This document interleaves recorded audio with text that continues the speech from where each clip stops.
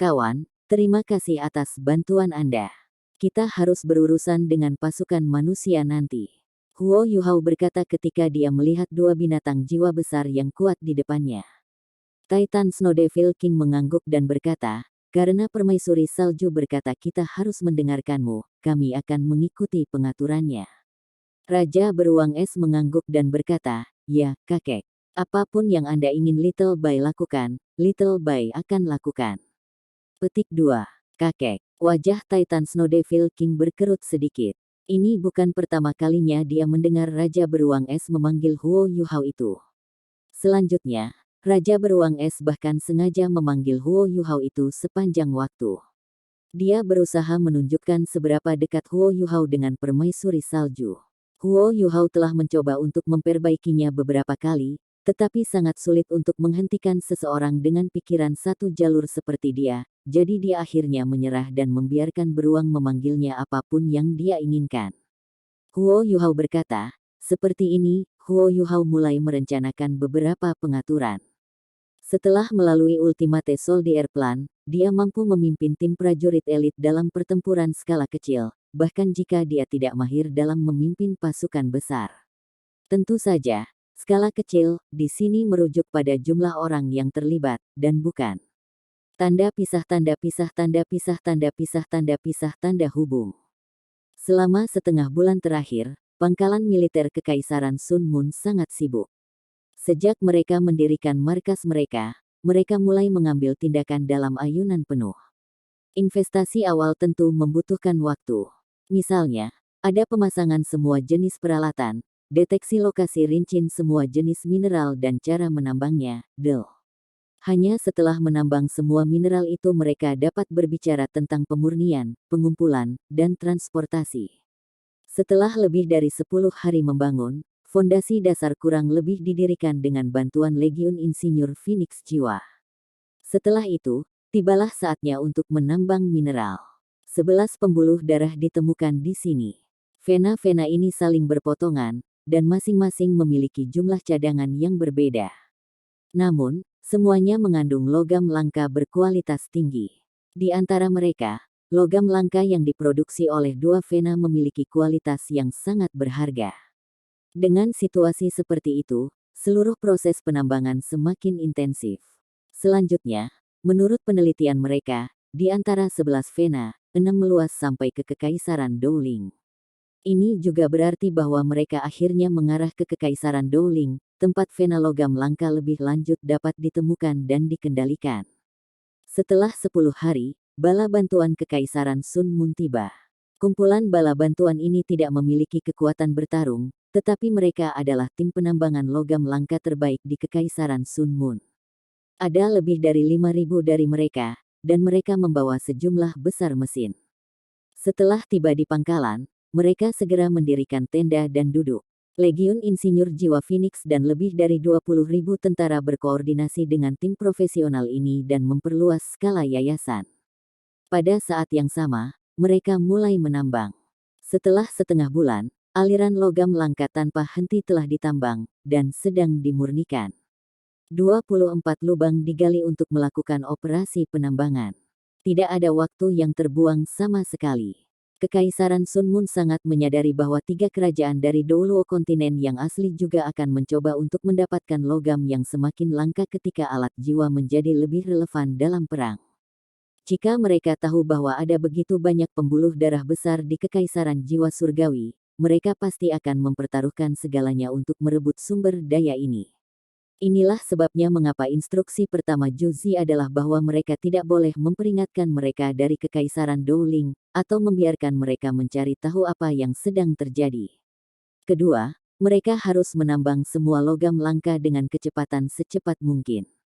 Lebih dari 3.000 alat jiwa tipe penyimpanan digunakan untuk mengangkut mesin skala besar. Dalam keadaan normal, mesin ini cukup untuk menambang lebih dari 3 kali jumlah vena yang ada saat ini.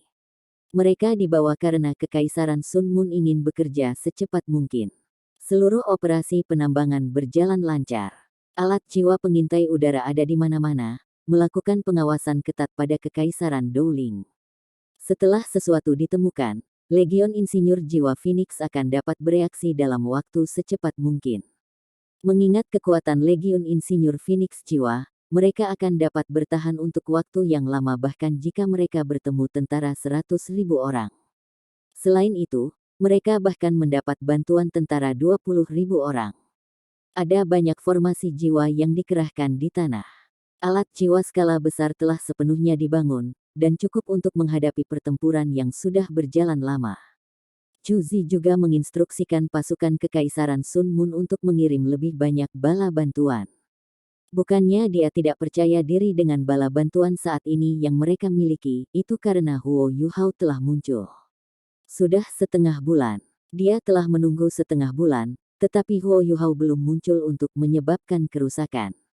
Chu Zi segera sampai pada kesimpulan, Huo Yuhao memang telah pergi saat ini. Tapi apa arti kepergiannya?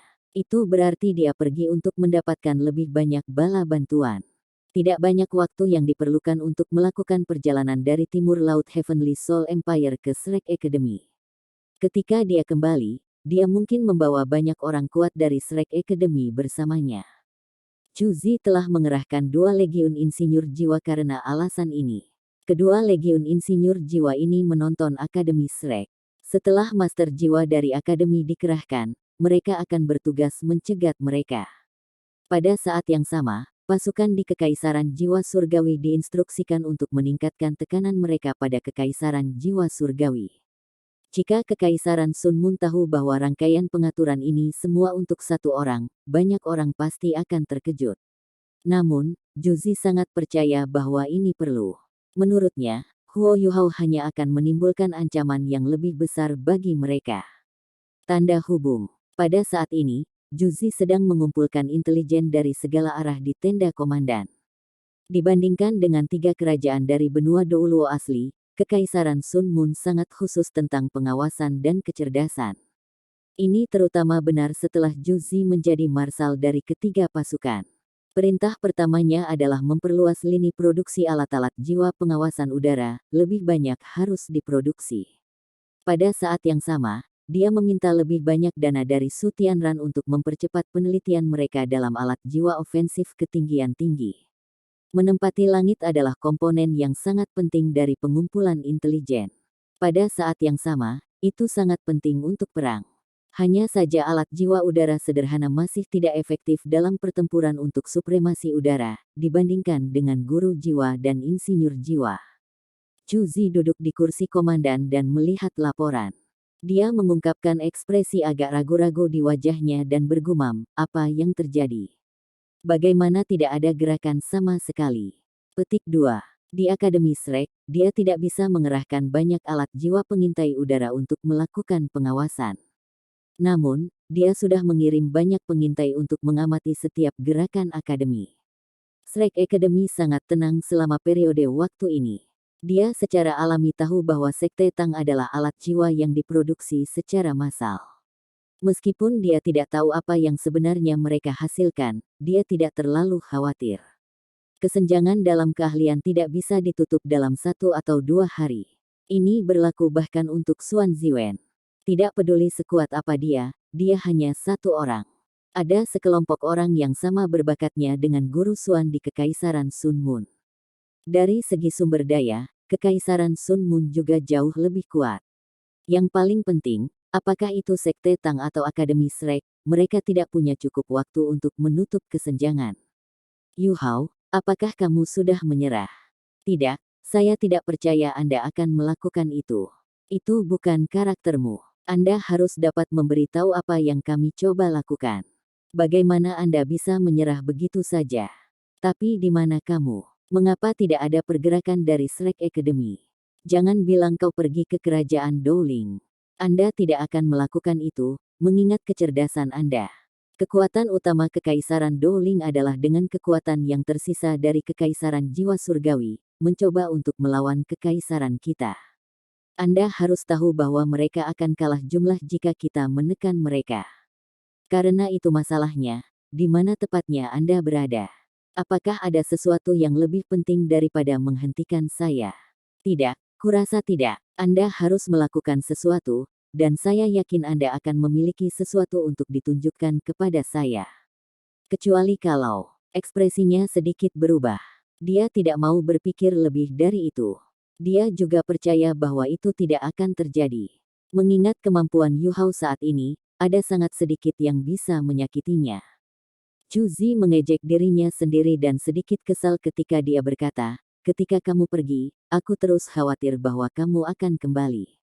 Namun, Anda belum muncul begitu lama, dan tidak ada kecerdasan.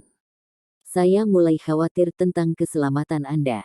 Aku benar-benar curiga apakah aku akan mampu bersikap kejam kepadamu ketika aku menghadapimu lagi. Yu Hao, kamu tahu betapa aku tidak ingin menumpangkan tangan kepadamu. Jika Anda bisa bekerja sama dengan saya, itu akan sangat bagus. Jika itu masalahnya, aku akan lebih percaya diri menaklukkan dunia ini. Kamu di mana? Saya perlu memiliki berita tentang Anda. Kalau tidak, saya mungkin benar-benar pergi dan menemukan Anda jika ini terus berlanjut. Petik 2. Chu Zi terus menggumamkan nama Huo Yu Hao di tenda. Namun, dia tidak tahu bahwa dia tidak kurang dari 10 km darinya. Selanjutnya, dia ada di udara. Jika dia mau, dan jika tidak ada perlawanan, dia bisa muncul di depannya dalam waktu kurang dari 10 menit. Itu benar. Huo Yu Hao ada di udara sekarang, bersembunyi di balik awan. Saat dia melayang di udara, Huo Yu Hao diam-diam mengamati Kam. Cuaca di ekstrim north sangat bagus hari ini. Lebih tepatnya, angin di ekstrim north sangat kuat hari ini. Pada ketinggian tertentu, jarak pandang jauh lebih besar daripada daratan. Sangat sulit untuk menemukan awan seperti yang disembunyikan Huo Yu Hao. Selanjutnya, awan ini bergerak dengan kecepatan yang sangat tinggi. Banyak alat jiwa pengintai udara di kejauhan sedang dipantau oleh Huo Yu Hao. Alat jiwa ini sangat tersebar.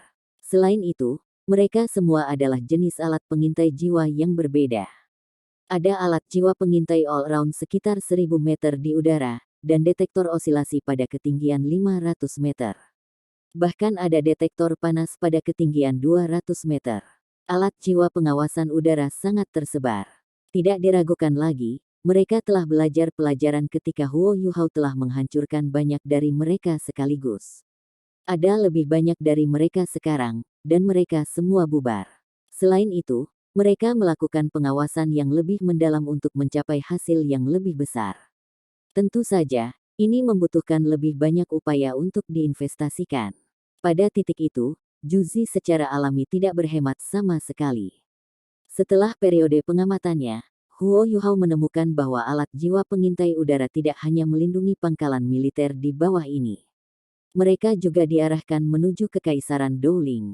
Itu tidak berlebihan untuk mengklaim bahwa pasukan Kekaisaran Dowling akan ditemukan selama mereka datang dalam jarak 30 km dari pangkalan. Apa yang akan terjadi kemungkinan adalah serangan dari Legion Insinyur Jiwa Phoenix yang diarahkan pada mereka. Huo Yu Hao masih terpesona saat ini. Dia sangat terkesan dengan standar profesional Kekaisaran Sun Moon. Hanya dalam waktu setengah bulan, ukuran pangkalan sudah 10 kali lebih besar daripada ketika dia pertama kali di sini. Ada juga lebih banyak orang di sekitar.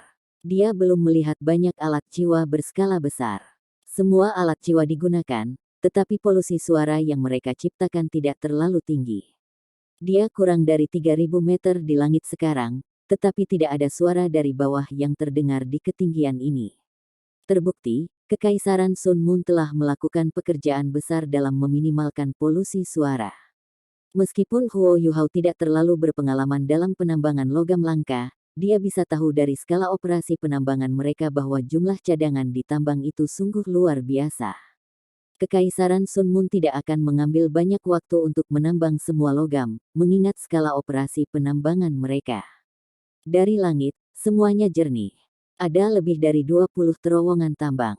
Potongan biji terus-menerus diangkut keluar dari lubang ini. Ini bisa menjadi logam langka yang sangat berharga, dan digunakan untuk inti alat jiwa setelah dimurnikan. Huo Yu Hao juga seorang insinyur jiwa. Meskipun dia jauh, dia masih bisa mengenali beberapa logam langka yang lebih khusus. Mengingat jumlah logam langka yang mereka miliki, itu secara alami berarti bahwa semakin banyak senjata dapat diciptakan oleh Kekaisaran Sun Moon. Meskipun hal yang sama akan terjadi jika dia adalah orang dengan logam langka, setidaknya Tang Sekte dan Shrek memproduksi senjata untuk menghentikan perang dan menahan invasi. Rencana Huo Yuhao sangat sederhana. Pertama, dia ingin membutakan tentara Kekaisaran Bulan Matahari ini sebelum memimpin pasukan Titan Snow Devil untuk menyerang mereka. Titan Snow Devil King sangat tidak yakin dengan rencana ini. Menurutnya, jumlah orang di sini tidak cukup untuk menimbulkan ancaman terhadap Snow Devils Titan. Dalam beberapa serangan, semua orang dari Kekaisaran Sun Moon pasti akan terbunuh. Namun, Huo Yuhao memperingatkannya bahwa ada banyak senjata ampuh di dunia manusia. Bahkan jika dia adalah makhluk jiwa, hidupnya masih dalam bahaya. Titan Snow Devils adalah spesies binatang buas paling kuat di ekstrim North. Mereka memiliki kekuatan yang sangat menakutkan. Tubuh mereka adalah senjata dan kemampuan terkuat mereka. Kekuatan mendominasi mereka adalah mimpi buruk bagi musuh-musuh mereka. Namun, tubuh mereka sangat besar, yang menjadikan mereka sasaran empuk alat jiwa. Huo Yuhao berhasil meyakinkan Raja Snow Devil Titan dengan nama Ratu Salju. Dia ada di sini untuk membantu. Dia tidak ingin seluruh spesiesnya terluka parah karena dia. Jika itu masalahnya, dia juga tidak akan bisa bertanggung jawab kepada Ratu Salju. Setelah mengamati selama beberapa waktu, Huo Yuhao dengan hati-hati mundur. Dia terlalu mudah terlihat pada hari itu jika dia mengambil tindakan. Hasilnya akan lebih baik di malam hari. Dia diam-diam kembali ke tempat Snow Devils Titan ditempatkan, dan sedikit mengubah rencana asli mereka. Raja Tai Snow Devil memimpin spesiesnya sendiri, serta Raja Beruang Es, untuk beristirahat sebentar. Ratu Salju tidak mengizinkan Raja Beruang Es untuk membawa spesiesnya sendiri. Ini karena Raja Beruang Es akan pergi bersama mereka setelah ini. Jika dia membawa bangsanya sendiri, dia akan ditempatkan di tempat yang sulit nanti. Yang mereka butuhkan sekarang adalah menunggu malam tiba. Tanda pisah, tanda pisah, tanda pisah, tanda pisah, tanda hubung. Waktu perlahan berlalu, dan langit perlahan berubah gelap. Sesosok diam-diam terbang keluar dari salju di kejauhan. Lebih banyak tokoh mengikuti, dan perlahan-lahan berserakan. Mereka semua perlahan bergerak maju.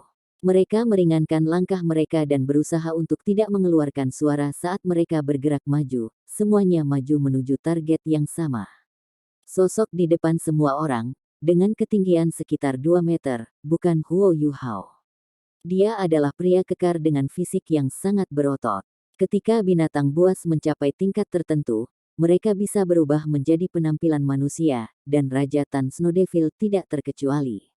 Namun, binatang buas tidak mau melakukannya kecuali itu perlu. Mereka hanya bisa melepaskan kekuatan terbesar mereka di negara asal mereka. Saat ini, mereka melakukan ini untuk menyembunyikan diri. Dalam rencana Huo Yuhao, Raja Tai Snow Devil jelas memainkan peran paling penting. Bagaimana dengan Huo Yuhao? Saat ini, dia tidak sendirian dalam terbang menuju langit. Ada lemak besar di sampingnya. Jika seseorang tidak cukup jeli, mereka akan menganggap bahwa itu adalah babi yang terbang di langit. Huo Yuhao sedikit tidak berdaya ketika dia bertanya kepada Raja Beruang Es, "Bayi kecil, mengapa kamu dalam bentuk ini? Ah, Tai terlihat lebih normal darimu." Petik 2. Babi, itu memang Raja Beruang Es. Saat ini, Ice Bear King seperti manusia berbentuk bola. Dia terbang di samping Huo Yuhao dengan perutnya yang besar. Dia bisa meluncur sebanyak yang dia inginkan. Dia juga tidak mengenakan apa-apa. Bagaimanapun, dia tidak bisa masuk ke dalam pakaian Huo Yuhao. Dagingnya bulat, dan bahkan kepalanya berbentuk bola. Penampilannya sangat menarik. Raja Beruang Es tertawa dan berkata, "Kakek, kamu tidak tahu tentang ini. Ketika saya pertama kali berubah menjadi manusia, saya secara khusus bertanya kepada ibu.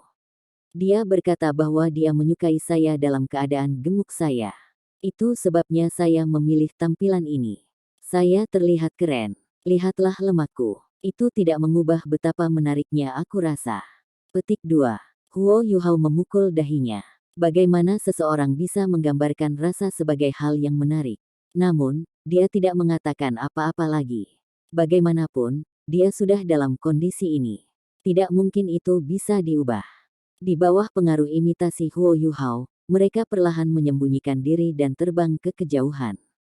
Alasan mengapa dia telah mengawasi tempat itu sebelumnya adalah karena dia perlu memverifikasi daerah yang dicakup oleh alat jiwa pengintai udara Kekaisaran Sun Moon.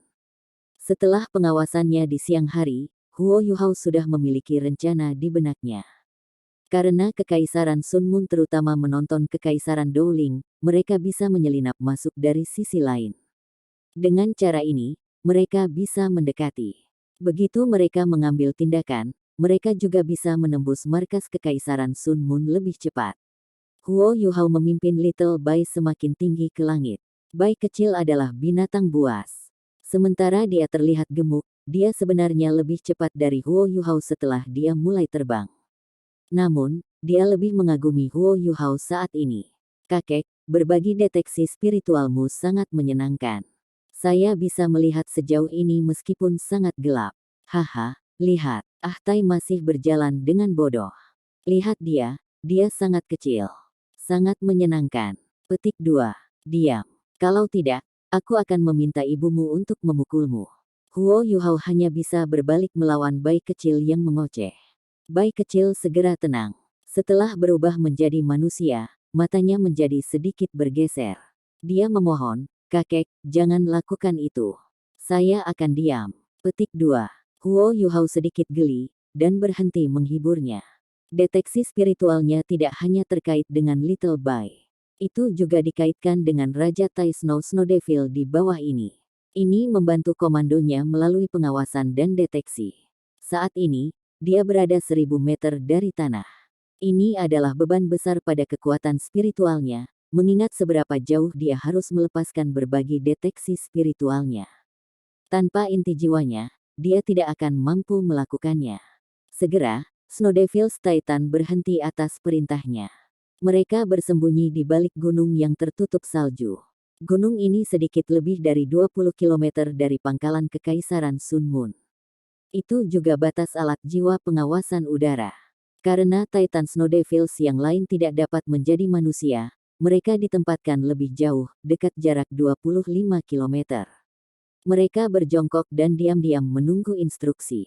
Titan Snow Devils ini dengan mudah diperintahkan, melaksanakan instruksi Titan Snow Devil King tanpa ada pertanyaan. Ini membuat pekerjaan Huo Yuhao jauh lebih mudah. Saat ini, Huo Yuhao dan Little Bai sudah dekat dengan batas alat jiwa pengintai udara. Huo Yuhao tersenyum dan berkata, ini akan tergantung pada kita selanjutnya. Ayo pergi. Saat dia berbicara, sosoknya melintas, dan dia duduk di bahu Little Bai. Dalam hal budidaya, mereka jauh dari satu sama lain. Pekerjaan berat naik ke langit secara alami lebih mudah bagi Little Bai. Bai kecil menendang kakinya di langit. Tindakannya tampak sangat canggung, tetapi tubuhnya melonjak seperti peluru meriam besar. Dia bahkan lebih cepat daripada Duke Harimau Putih. Huo Yuhao duduk sangat stabil di pundaknya, seperti paku yang telah dipakukan di bahu Ice Bear King. Angin di sekitarnya dengan cepat melintas, dan suhunya terus turun. Lingkungan mereka juga menjadi semakin sunyi. Temperatur rendah tidak berpengaruh pada keduanya. Setelah mencapai ketinggian 4000 meter, Little Bai mulai melambat. Huo Yuhao menyaksikan apa yang terjadi di bawah. Dia hanya bisa melihat kilatan cahaya dari pangkalan Kekaisaran Sun Moon. Bai kecil, sudah waktunya. Di sini, kata Huo Yuhao. Baik, Bai kecil mengakui kata-katanya, dan melambat lebih jauh. Dia mampu bangkit bersama Raja Tai Snow Devil di Extreme North, dan Ratu Salju tidak punya pilihan selain membawanya pergi untuk melindungi pemerintahan Raja Tai Snow Devil. Fakta saja menunjukkan betapa kuatnya dia.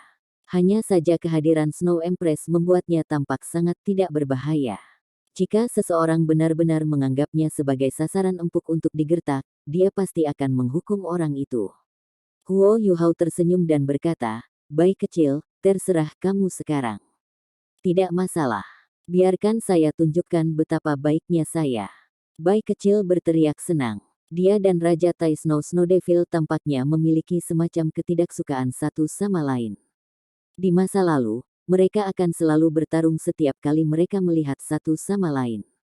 Meskipun dia tidak bisa melawan Titan Snow Devil King kali ini karena permaisuri salju, pola pikir kompetitif itu tidak hilang. Kali ini, Raja Tai Snow Devil ada di tanah, sementara dia ada di udara. Dia senang.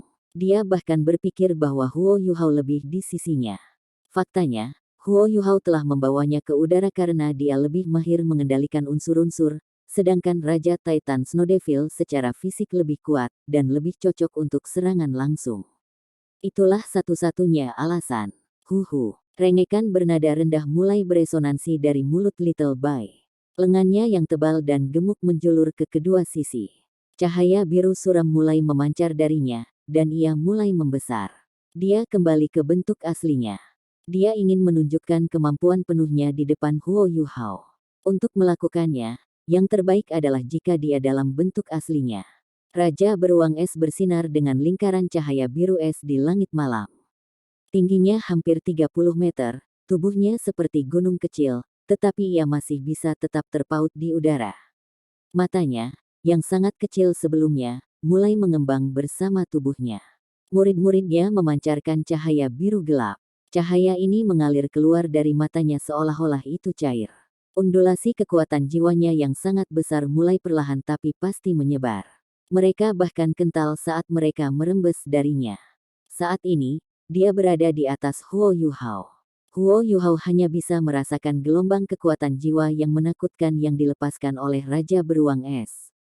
Mungkin dia tidak stabil, sekuat, dan sekuat di Tian, tetapi undulasi kekuatan jiwa yang dia lepaskan saat ini jelas jauh lebih kuat daripada Transcendent Douluo.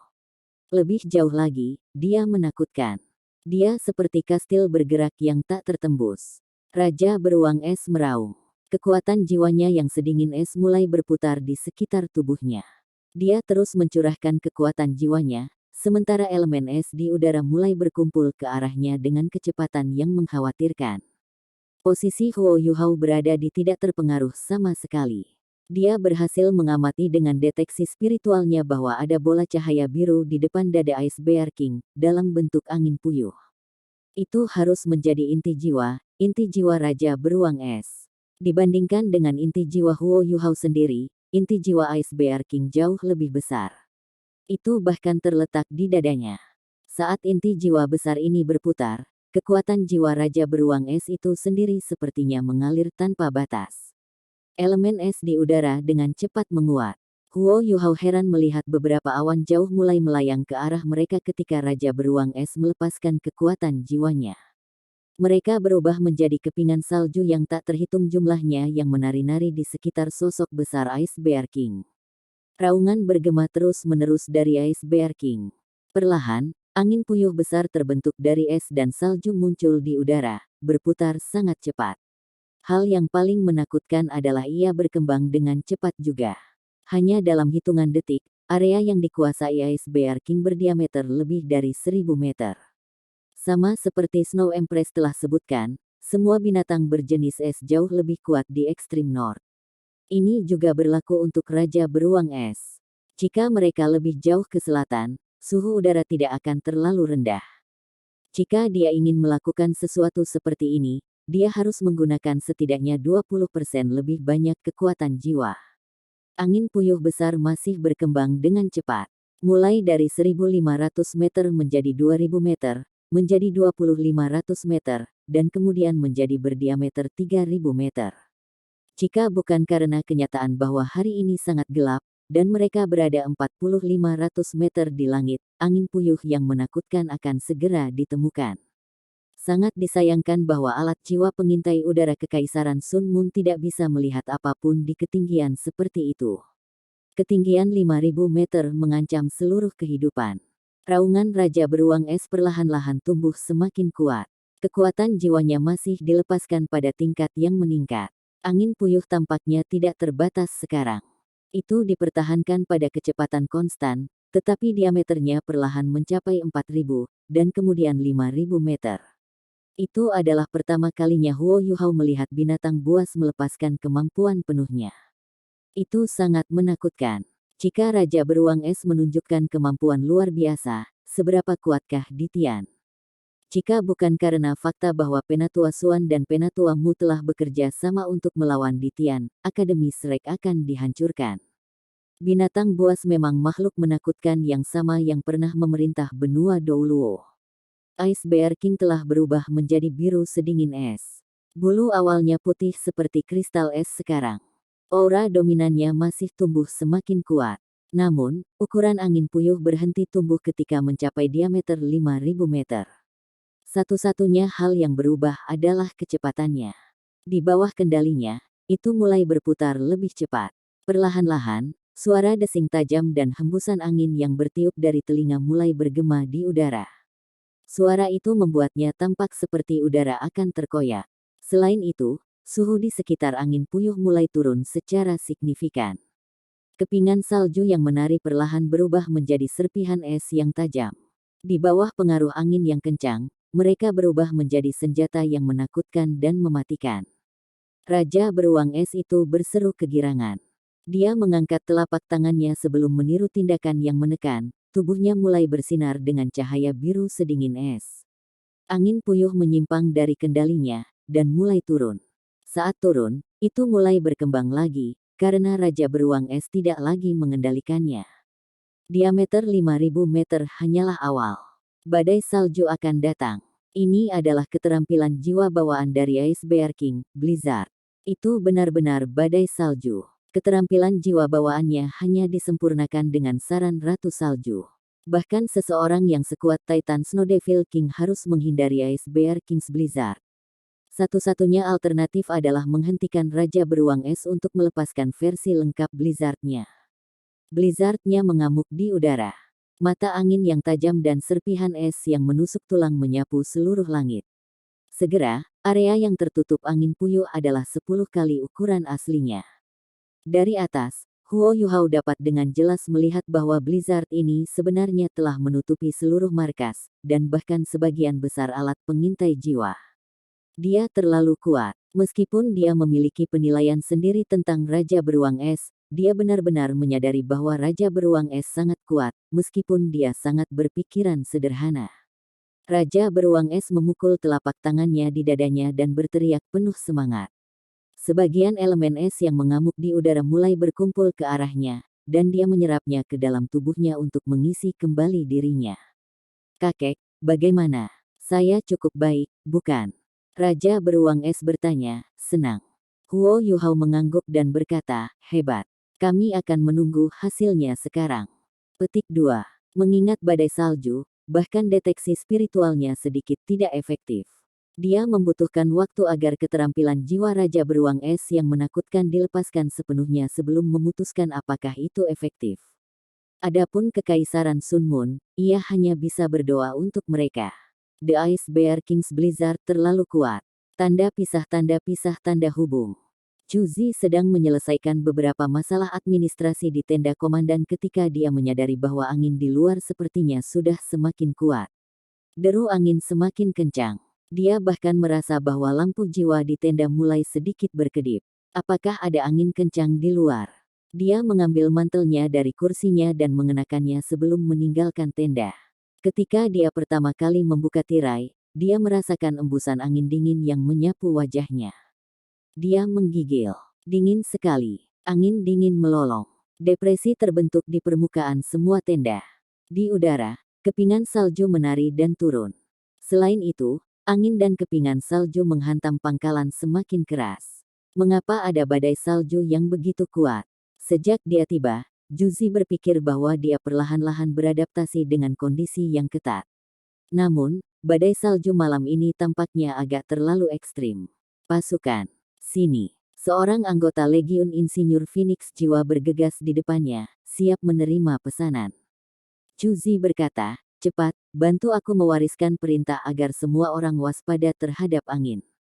Jika terlalu kuat, gunakan beberapa alat jiwa berat untuk menahan tenda.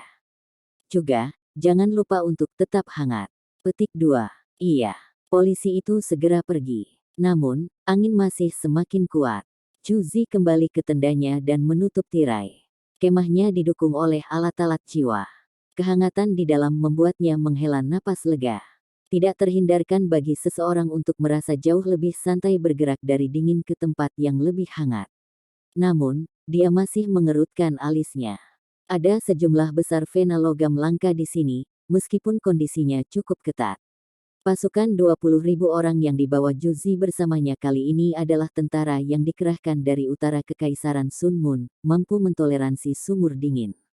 Namun, banyak dari mereka masih menderita radang dingin setelah datang ke sini. Toleransi 5.000 penambang yang dikirim ke sini untuk kedinginan jauh lebih buruk. Para penguasa jiwa di antara mereka bernasib lebih baik, karena tubuh mereka lebih kuat. Namun, tidak ada banyak guru jiwa di antara mereka. Kebanyakan dari mereka adalah orang biasa. Mereka bekerja setiap hari, dan sangat cepat. Banyak dari mereka tidak tahan lagi, dan beberapa dari mereka bahkan mati. Badai salju malam ini sangat kuat, dan tidak ada yang tahu bagaimana kondisinya besok. Mengingat cuaca yang mengerikan ini, kemajuan mereka kemungkinan akan terhenti lebih jauh. Setelah tidak mendengar berita tentang Huo Yuhao, Juzi sebenarnya sangat cemas. Dia berharap operasi penambangan mereka akan selesai dengan cepat, sehingga dia bisa kembali ke markasnya yang sebenarnya. Di satu sisi, dia ingin segera melaksanakan rencananya untuk perang. Di sisi lain, dia juga berharap bahwa dia bisa mengandalkan kemampuan pengumpulan intelijen Kekaisaran Sun Mun untuk mencari tahu di mana Huo Yuhao berada. Angin dingin menggigit di luar.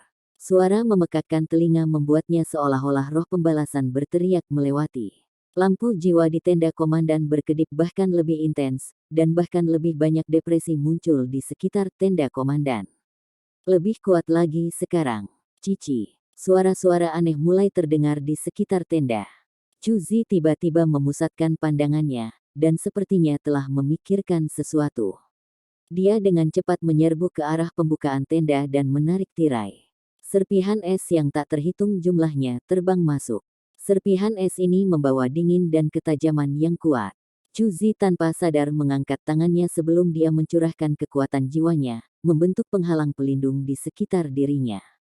Namun, meski begitu, serpihan es masih berhasil menyebabkan riak terbentuk setelah menembus penghalang di sekitarnya.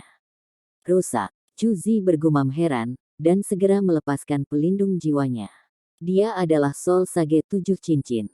Setelah melepaskan penghalang jiwanya, dia mengabaikan badai salju yang mengamuk di langit dan segera melompat terbang puluhan meter ke udara. Dia langsung terpana ketika melihat apa yang sedang terjadi. Badai salju mengamuk di seluruh pangkalan. Kepingan salju yang menyerupai bilah es berserakan di mana-mana, dan menutupi seluruh pangkalan. Tenda kulit dari Legion Insinyur Jiwa Phoenix masih baik-baik saja, belum benar-benar rusak. Namun, tenda-tenda biasa lainnya sudah mulai robek karena kepingan salju. Jeritan tragis sudah terdengar. Para prajurit biasa tidak mungkin menahan serpihan es, yang memotong seperti pisau tajam. Serangan musuh. Juzi berteriak, dan mengangkat tangan kanannya. Sinar cahaya oranye merah segera melesat ke langit. Bercak cahaya oranye merah meledak di tengah badai salju. Armor merah Juzi bersinar, dan penghalang terbentuk di sekelilingnya. Sosok oranye merah mulai muncul dari sekeliling pangkalan, dan sinar cahaya oranye merah juga mulai berkumpul di udara. Mereka membentuk lapisan penghalang merah yang mulai mengembang saat mereka melawan badai salju. Ada 400 insinyur jiwa di Legiun Insinyur Phoenix Jiwa, bersama dengan beberapa anggota cadangan. Ini menempatkan ukuran seluruh pasukan di sekitar 500 insinyur jiwa. Mereka dengan cepat naik ke langit atas sinyal Juzi. Alat jiwa pertahanan yang terhubung dilepaskan, membentuk penghalang untuk menahan serangan brutal dari badai salju. Juzi menyadari bahwa badai salju ini bukan fenomena alam. Tidak peduli seberapa kuat badai salju alami itu, hanya bersalju dan berangin. Kepingan salju tidak bisa begitu tajam, dan mereka tidak akan mengandung undulasi elemen es. Tanpa ragu, ini pasti perbuatan seseorang. Yuhao, kan? Setelah melepaskan alat jiwa pertahanan yang terkait, hal pertama yang muncul di kepala Juzi adalah Huo Yuhao. Namun, dia segera menolak anggapan itu. Alasannya sangat sederhana, badai salju ini terlalu kuat.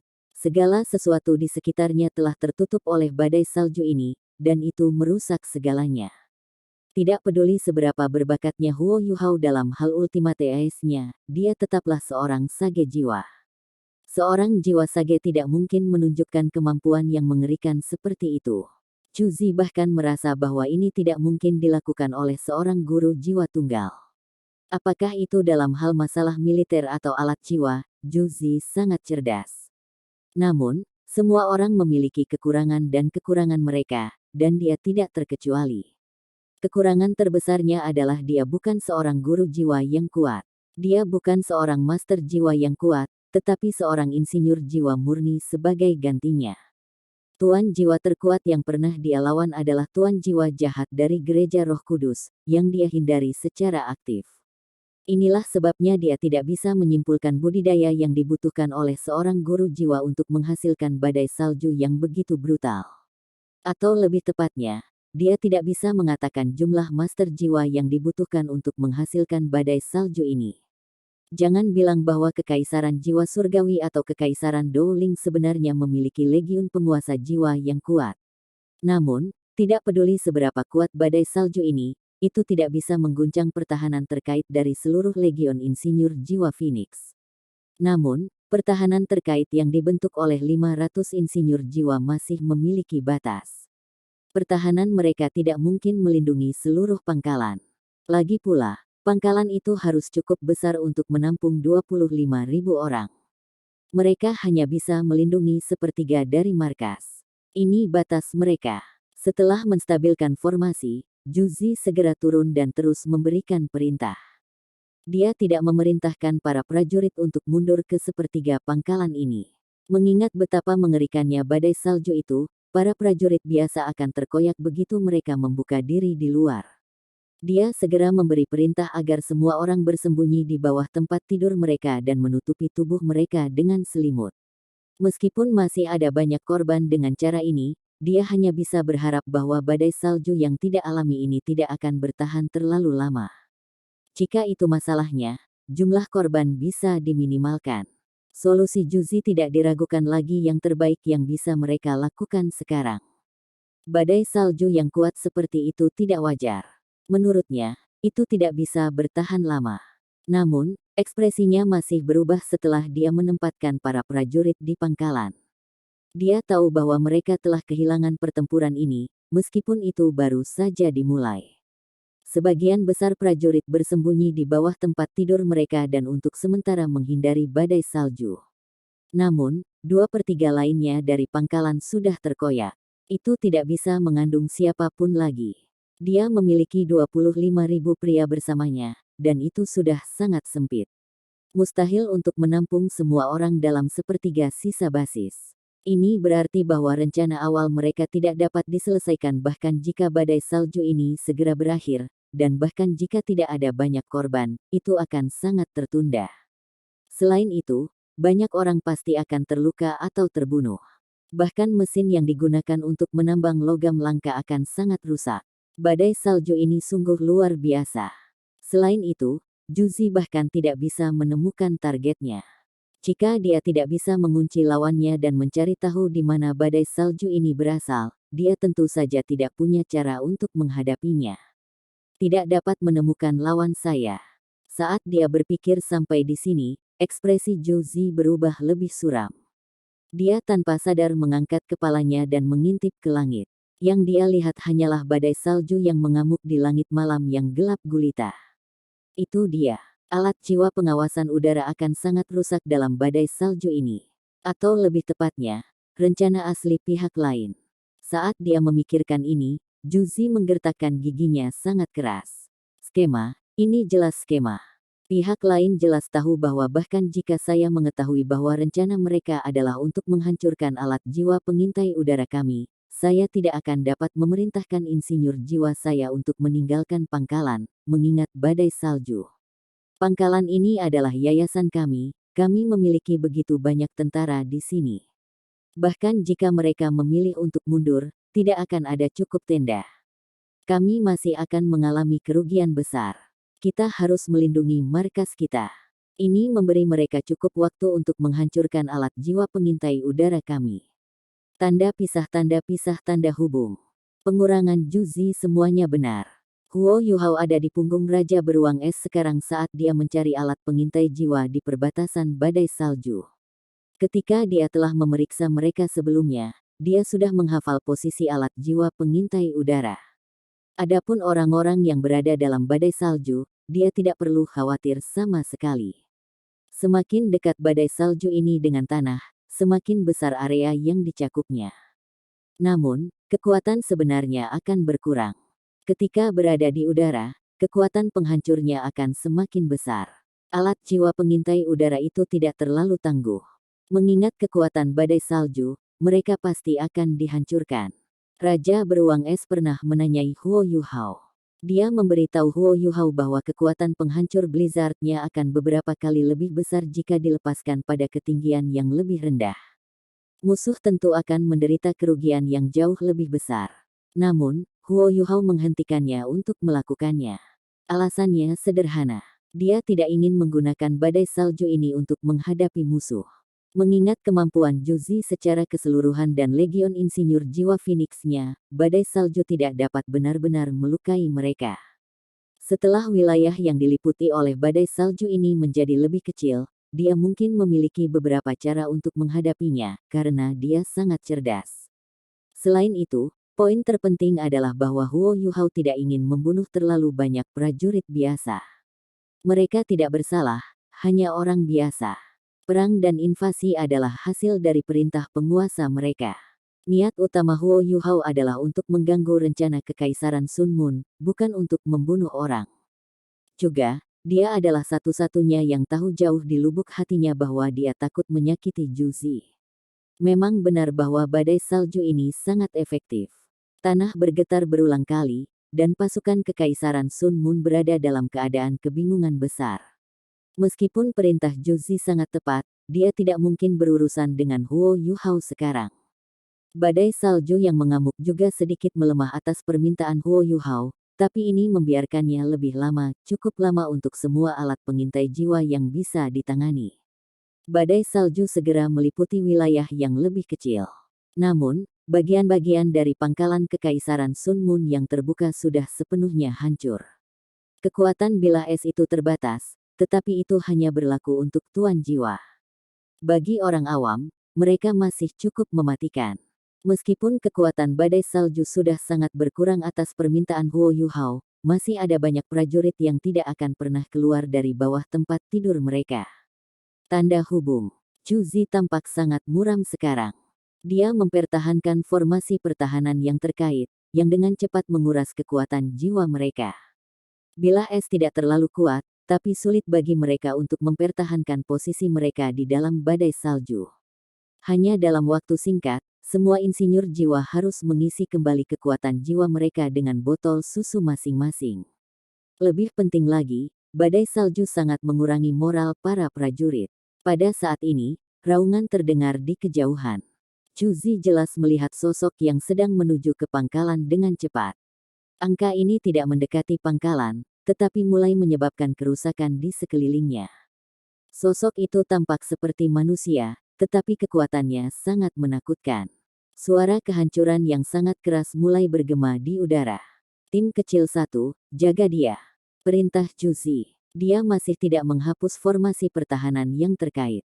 Pada saat ini, dia harus lebih berhati-hati dalam menghadapi musuh yang tidak dikenal ini. Ada 10 insinyur jiwa dalam satu tim kecil dari Phoenix Soul Engineer Legion. Masing-masing dari mereka dipimpin oleh seorang insinyur jiwa kelas 6, sementara sisanya semuanya adalah insinyur jiwa kelas 4. 10 insinyur jiwa dengan cepat menyerang orang yang menyebabkan kerusakan pada struktur dasar di sekitar pangkalan. Sinar-sinar jiwa menembak ke arahnya. Mereka tidak menggunakan meriam jiwa, yang akan lebih merusak, untuk melestarikan struktur dasar. Namun, mereka terkejut melihat bahwa orang itu sama sekali tidak menghindari serangan mereka. Ketika sinar jiwa yang panas menghantamnya, mereka bahkan tidak menciptakan riak, dan menghilang begitu saja. Orang itu sepertinya tidak merasakan apa-apa sama sekali. Setelah ini, mereka melihat sesuatu yang mengejutkan. Orang itu berdiri di depan pilar logam tebal. Itu adalah salah satu dari banyak pilar logam yang Huo Yuhao saksikan pengeboran kekaisaran Sun Moon ke tanah. Setiap pilar memiliki panjang 50 meter, ditempa dari paduan khusus. Saat orang ini mengerahkan kekuatannya, dia benar-benar berhasil menghancurkan jari-jarinya ke salah satu pilar. Dia mengangkatnya, dan menyapu pilar ini ke arah tim kecil insinyur jiwa, seperti dia mencoba untuk memukul lalat.